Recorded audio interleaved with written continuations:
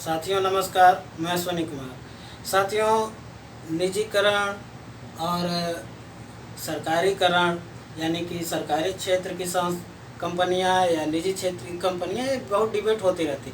मैं आज बात करूंगा कि निजीकरण का वंचित समूह पे जो सबसे ज़्यादा दुष्प्रभाव पड़ता है, कैसे पड़ता है, उसमें 3-4 सेक्टरों की बात करूंगा। एक तो फार्मा सेक्टर यानी दवा कंपनियों की बात करूंगा, दूसरे मैं दूरसंचार की कंपनियों की बात करूंगा और तीसरे नंबर पे मैं बैंकों के निजीकरण की बात करूंगा।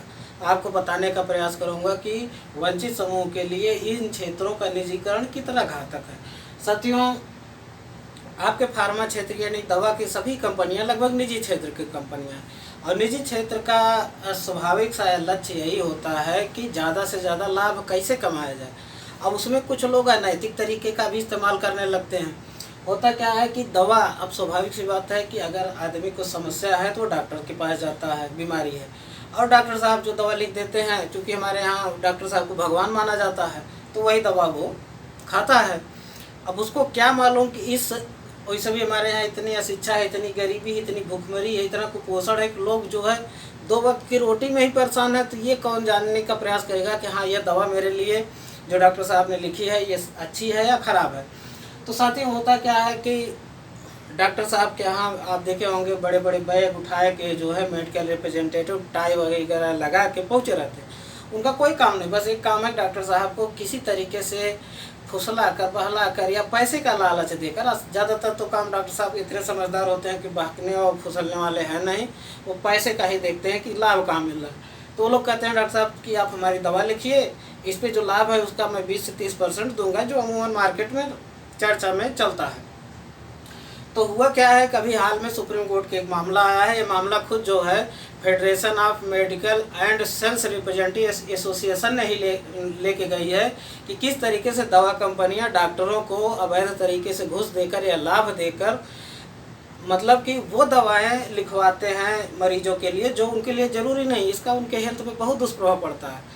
तो हुआ क्या साथियों कि अब दवा को अपना कारोबार करना है, दवा कंपनी को दवा ज़्यादा बेचना है। जो दवा बेचना है, डॉक्टर साहब के पास गए मेडिकल रिप्रेजेंटेटिव, उनको ऑफ़र किए कि हम आपको इतना कमीशन देंगे। डॉक्टर साहब वो दवा लिख देंगे, वो जाएगा मेडिकल स्टोर पे, वो दवा खरीदेगा।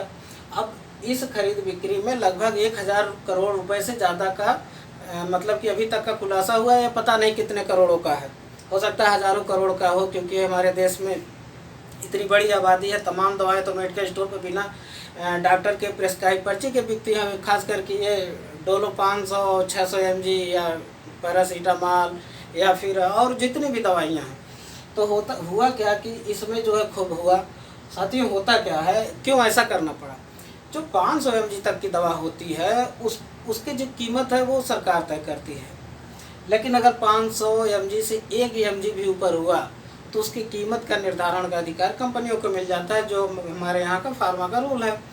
तो अब कंपनियां जो है अपना ज़्यादा लाभ कमाने के चक्कर में 500 की दवा सोचेंगे 500 mg की दवा कम बिके, बल्कि 500 mg से ऊपर की ज़्यादा बिके। तो ऐसे में इन्होंने क्या किया कि ज़्यादा दवाइयाँ डोलो 650 लिखना शुरू किया। और इस पर मैं एक दवाई की बात कर रहा हूँ, एक दवाई पे लगभग 1000 करोड़ की बात हो रही है, केवल डोलो 650 की। सोचिए यहाँ पे लाखों किस्म की दवाइयाँ हैं, लाखों किस्म के मर्ज हैं, लाखों किस्म के डॉक्टर हैं, पता नहीं कितने, ये कईयों हज़ार का जो है मतलब कारोबार है। तो ये तो केवल एक की बात हो रही है। तो हुआ क्या कि मान लीजिए आपको बुखार है, दवा की ज़रूरत आपको 500 mg की है, लेकिन डॉक्टर साहब ने चूँकि ज़्यादातर लोगों को प्रेस्क्राइब किया था 600 mg। आप मेडिकल स्टोर पे गए, चाहे आप पर्ची लेके जाओ तो डॉक्टर साहब खुद लिख के देंगे, आप सोचेंगे हम सीधा ले लें। मेडिकल स्टोर वाला भी देखेगा कि ये बिक्री ज़्यादा हो रही 650 mg वाली दवा, तो वो ज़्यादा रखेगा क्योंकि उसको भी कमीशन ज़्यादा मिलेगा। तो ऐसे में क्या होता है कि आप दवाओं का ओवरडोज लेते हैं जिसकी आपको ज़रूरत नहीं होती। इससे इसका दुष्प्रभाव क्या पड़ता है साथियों, इससे अनिद्रा आती है, बेचैनी आती है, मानसिक रूप से विक्षिप्तता आती है, महिलाओं का जो समय से पीरियड्स आता है उसमें जो है अंतराल आता है। उसके अलावा हो सकता है आपको ऐसा फील हो कि आप शरीर का कोई अपना बॉडी टच करे, जैसे यहाँ छुए तो आपको लगेगा कि कुछ गर्म फील हो रहा है। तो होता नहीं है, केवल वो मेंटल है, वो दवाओं का दुष्प्रभाव। और बाकी तो आपके किडनी पे, लीवर पे जो दुष्प्रभाव डालेंगे वो दीर्घकालिक डालेंगे। तो साथियों, अब ये है निजी क्षेत्र का लाभ किसको मिलेगा? निजी क्षेत्र का लाभ केवल पूंजीपतियों को ही तो मिलेगा। वो अपने हिसाब से दाम तय करेंगे, अपने हिसाब से डॉक्टरों से पर्ची पे दाम लिखवाएंगे और आप जो है इन कुचक्करों में घूमते रहेंगे, क्योंकि आपके पास स्वास्थ्य, शिक्षा, रोजगार इन्हीं से फुर्सत नहीं है कि आप ये जानो कि हाँ मेरे लिए कौन सी दवा सही है, कौन गलत है। इसलिए सही सरकार चुनिए आप, क्योंकि जब सही सरकार होगी तो अपने आप सबका कान पकड़ के सही रखेगी, चाहे दवा कंपनी हो या फिर डॉक्टर्स हों या मेडिकल रिप्रेजेंटेटिव हों, कि हमारे नागरिकों के हित में क्या है।